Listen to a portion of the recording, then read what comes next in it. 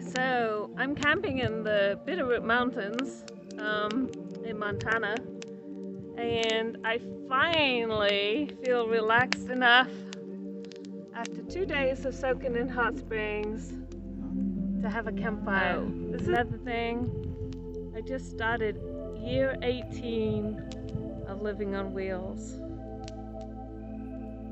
Heading into year 18. Unbelievable. And what a journey it's been.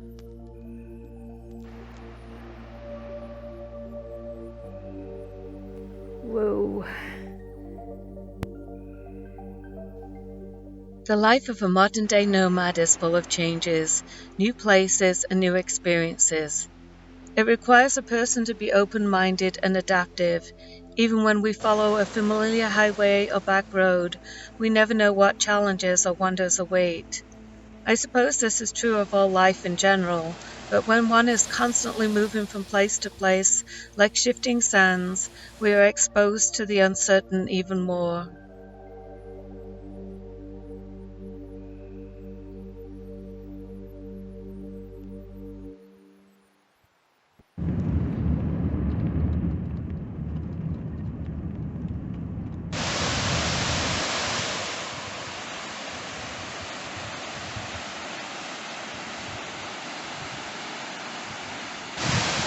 For the past 20 plus years, I've spent my years or summers in Estes Park, Colorado. But in 2022, I accepted a job in Glacier National Park.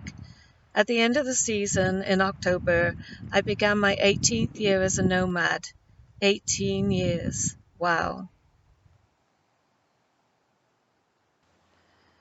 So my stickers come and go, and every now and then some just magically appear, like this one.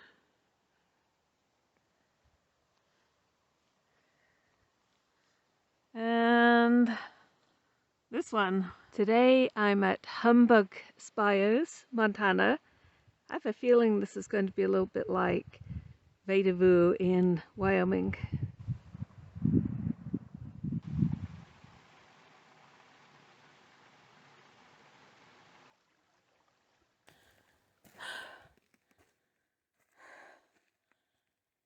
Oh wow. Hey there. So it's a pretty sweet little area. Lots of rocks to scramble around on and explore. And climb up to the top of some of them. Some pretty nice views too. Well, tonight's camp is in this deep-sided canyon. I'll get sun for a little while.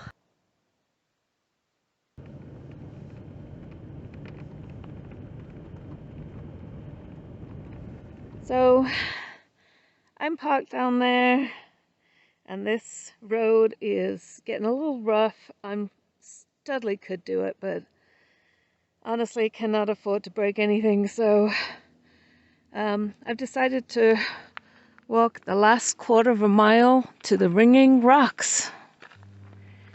Well, I am very grateful that there are some hammers here, because I started walking and forgot to bring mine with me.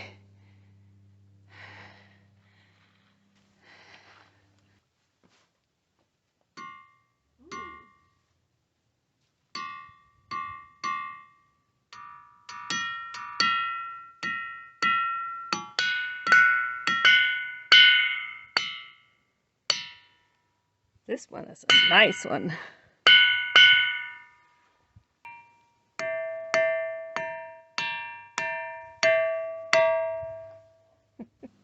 Man, it cooled down out there fast.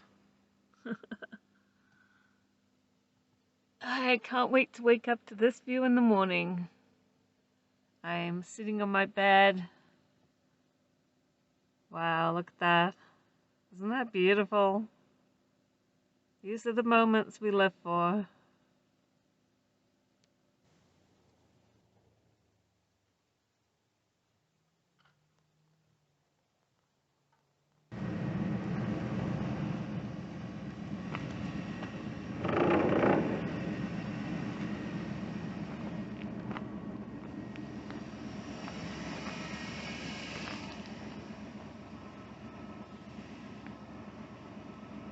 Well, it sure is a beautiful morning, but it was 24 degrees. Whew. It had been a hot summer in Glacier for all the service workers that I spoke to, and I needed time to recharge my batteries. Being alone as I am, with no family in the US to go and visit, and having lost two of my dearest friends in recent years, I felt a kind of emptiness and loneliness that even travel was proving hard to fill. When lost in this manner, I've learned the only way to get through it is to take one day at a time. I'd wake up each morning, pick up the map, and decide on a road to drive, or a place to go, or maybe just spend a day working on a video. In this manner, I wound my way through Montana and Idaho, gradually moving south. I drove back roads all the way, never touching an interstate, crisscrossing the mountains, contemplating the moon and wishing on shooting stars. Traveling lonely roads across the Palouse, where the roads dipped and curved, and I felt like Studley Van was dancing a graceful ballet. I watched kingfishers, bald eagles, and muskrats along the wild rivers, and ducks on the tamed reservoirs, always seeking the wildest spot I could find with as few people as possible. I saw fences with discarded cowboy boots atop each post that led me to the next hill, moose eyes in the dark, cowboy hats so big they barely fit through a doorway, and mustaches that I could have hung my coat on.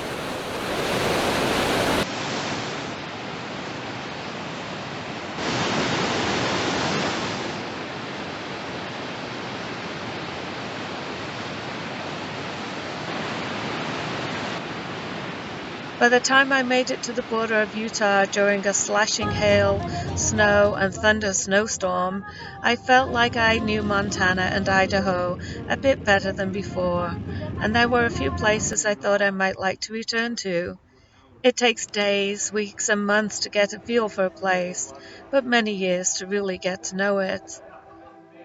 At the beginning of November, I found myself in Utah with more familiar roads and places to hike. When one travels, our comfort zone becomes larger and larger with each passing year, and we end up with many places that feel like home. Sometimes it might be a whole state or a whole county, but maybe just one little camping spot on a remote dirt road that makes us instantly feel at peace for a day or two. This is how I felt as I entered Utah. I felt like I'd come home. Those of you that have been following me on this journey for years know that I've spent a lot of time in Utah, and I have made over 100 videos of hikes and amazing places to visit. To visit my Utah playlist, click the link above or at the end of this video, or in the information section below. In the meantime, I'm going to keep on creating videos of Glacier National Park as I slowly make my way down off the Colorado Plateau into a warmer climate for the winter. This video is nothing like my usual videos, and I'd love to hear your thoughts. If you enjoyed it, please give me a like, comment, and share, or say thank you by treating me to a cup of coffee. I don't make any money off of YouTube and depend on your contributions to cover expenses incurred in making these videos. So that's me over and out for now, and I look forward to sharing more of this incredible country with you. Be sure to subscribe and ring the bell, but since YouTube doesn't always send out notifications, be sure to check on my page manually every once in a while. Oh, hi.